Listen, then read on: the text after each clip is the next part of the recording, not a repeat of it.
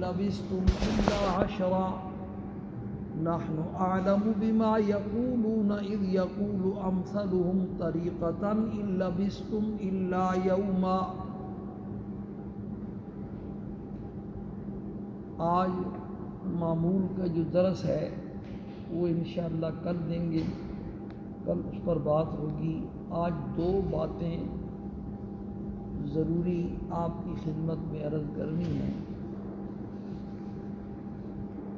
ایک تو وہ جو ہمارا معمول کا مسئلہ چل رہا ہے وہ بھی بیان کرنا ہے، اور اس سے پہلے یہ بات اہم ہے کہ آج محرم کی 8 تاریخ ہے اور کل 9ویں اور پرسوں 10ویں تاریخ ہے. ان 2 تاریخ کا جو روزہ رکھنا ہے وہ بڑا اہم ہے.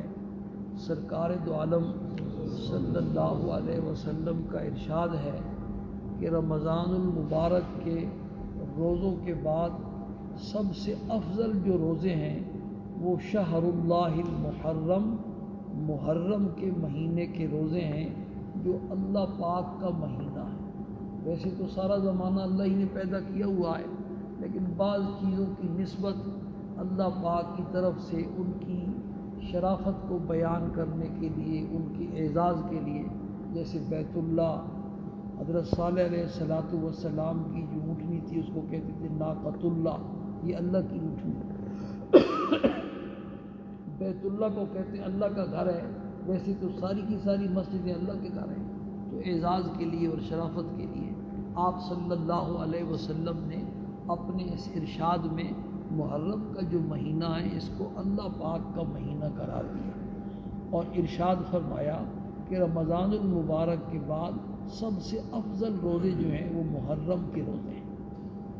آپ صلی اللہ علیہ وسلم کے اس ارشاد کے 2 مطلب علماء نے بیان فرمائے ہیں کہ یا تو آپ کا مقصود یہ ہے کہ محرم کے پورے مہینے میں جب چاہے جس وقت چاہے روزے رکھے. یہ محرم کے روزے باقی مہینوں کے مقابلے میں افضل ہیں ثواب کے اعتبار سے. اور دوسرا مطلب علماء نے اس کا یہ بھی ارشاد فرمایا کہ آپ صلی اللہ علیہ وسلم کا اشارہ 10ویں محرم کے روزے کی طرف تھا کہ اس کا روزہ جو ہے رمضان کے بعد سب سے افضل روزہ ہے. آپ صلی اللہ علیہ وسلم جب مدینہ منورہ تشریف لائے تو اس وقت یہودی جو ہے وہ 10ویں محرم کا روزہ رکھتے تھے، اور آپ صلی اللہ علیہ وسلم کی مجلس میں یہودیوں کے مولویوں کا، علماء کا آنا جانا رہتا تھا اور بات چیت ہوتی رہتی تھی. تو آپ نے ایک دن ان سے پوچھا کہ تم 10ویں محرم کا روزہ کیوں رکھتے ہو؟ تو یہودی کہنے لگے کہ اس دن اللہ پاک نے حضرت موسیٰ علیہ السلام کو اور ان کی قوم جو تھی بنی اسرائیل ان کو فرعون کے ظلم و ستم سے نجات دی، اور فرعون اور اس کے لشکر کو دریا میں اللہ پاک نے غرق کیا تھا. تو ہم شکرانے کے طور پر جو ہے نا یہ روزہ رکھتے ہیں. تو آپ صلی اللہ علیہ وسلم نے ارشاد فرمایا کہ ہم جو ہیں وہ تمہاری نسبت سے موسیٰ علیہ السلام سے ہمارا تعلق زیادہ قریب ہیں، تو ہم بھی روزہ رکھیں. پھر آپ نے روزہ رکھنا شروع کر دیا. پھر بعد میں آپ صلی اللہ علیہ وسلم کو خیال آیا تو ارشاد فرمایا کہ یہودی بھی 10ویں تاریخ کو روزہ رکھتے ہیں اور ہم بھی 10ویں تاریخ کو روزہ رکھتے ہیں، تو یہ تو ان کے ساتھ ایک مشابہت بن رہی ہے. تو فرمایا کہ آئندہ سال اگر میں زندہ رہا تو ہم 10ویں کے ساتھ 9ویں کا ملا کر کے رکھیں. لیکن حدیث شریف میں ہے کہ پھر اگلے سال آپ کو موقع نہیں ملا، محرم کے آنے سے پہلے آپ صلی اللہ علیہ وسلم دنیا سے تشریف لے گئے. اس لیے اب مسئلہ یہ ہے کہ صرف 10ویں تاریخ کا روزہ رکھنا مکروہ ہے. مستحب یہ ہے کہ 9ویں اور 10ویں کا ملا کر کے رکھے تاکہ یہودیوں کے ساتھ مخالفت ہو، یا 10ویں اور 11ویں کا ملا کر کے رکھے. تو بدھ اور جمعرات کا یا روزہ رکھنا ہے اور یا جمعرات اور جمعے کا روزہ رکھنا ہے. حدیث شریف میں ہے کہ جو 10ویں محرم کا روزہ رکھتا ہے وہ 1 سال کے اس کے گناہوں کا کفارہ بن جاتا ہے. گزشتہ 1 سال میں جتنی گڑبڑیں ہوئی ہیں اللہ پاک اس روزے کی برکت سے وہ 1 سال کے گناہ معاف فرما دیتے ہیں. لیکن اس سے مراد صغیرہ گناہ ہے. تو ایک تو روزہ بھی رکھے اور ساتھ پھر توبہ بھی کرے تاکہ جو ہے وہ سارے کے سارے گناہ اللہ پاک اس کی برکت سے معاف ہو۔ ایک مسئلہ تو یہ محرم کے روزے کا تھا، اور اس 10ویں تاریخ کے بارے میں بعض روایات میں یہ بھی آیا ہے کہ جو آدمی 10ویں تاریخ کو اپنے اہل و عیال کو وسعت کے ساتھ کھلائے گا، پہلائے گا، پہنائے گا، وسعت کرے گا گھر والوں پر، تو اس کی برکت سے پورا سال اللہ پاک فراخی فرمائیں گے۔ تو اس لیے 10ویں تاریخ کو اس کا بھی جو ہے نا اہتمام کریں، توسع کا اور وسعت کا، اور اس کا تعلق صرف کھانے کے ساتھ نہیں ہے، پہنانے کے ساتھ بھی ہے اور چیزوں کے ساتھ بھی ہے۔ جتنی وسعت کرے گا اہل و عیال پر، اللہ پاک جو ہے اس کی برکت سے پورا سال جو ہے نا فراخی عطا فرمائے۔ ایک تو یہ محرم کے بارے میں تھا، باقی جو چیزیں محرم کے بارے میں وہ آپ کو پہلے سے معلوم ہے کہ جب یہودیوں کے ساتھ مشابہت منع ہے تو دوسروں کے ساتھ بھی مشابہت سے جو ہے نا بچ کے رہیں گے۔ جو سبیلیں لگی ہوئی ہیں یہ ساری ان کے ساتھ مشابہت ہے، ان سے بھی بچنے کا اہتمام کریں۔